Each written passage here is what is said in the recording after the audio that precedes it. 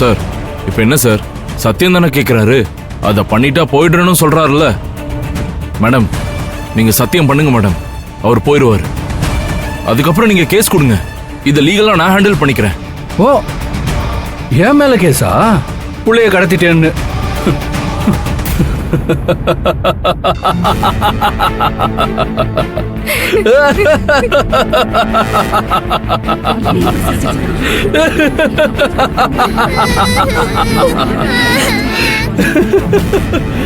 Sir, நான் case கொடுத்தா என்ன ஆகும் தெரியுமா?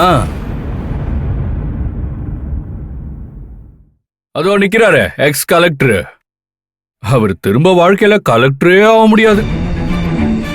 தோ நிக்கிறாங்களே கலெக்டர் மேடம், அவங்க கலெக்டர்ன்ற சட்டையை கட்டி வச்சுட்டு ஊரை பார்த்து கிளம்ப வேண்டியதுதான். அவ்வளோ உண்மை இருக்கு சார். எல்லாத்தையும் உள்ளுக்குள்ள வச்சுக்கிட்டு இருக்கேன். கார்த்திக், எதுக்கு இப்ப டென்ஷன் ஆகுறீங்க? Less tension better result.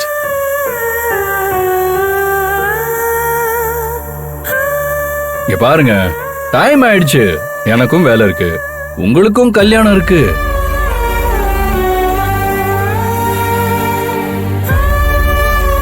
அங்க எக்ஸ் கலெக்டர் வேற முழிச்சிட்டு நிக்கிறாரு. சத்தியம் பண்ணுங்க, நான் விட்டுட்டு கிளம்பிடுறேன். இல்லையா என் பிள்ளைய என்கிட்ட கொடுத்துருங்க, நான் கூட்டிட்டு கிளம்பிடுறேன். மேடம் சத்தியம் பண்ணிருங்களேன் மேடம்.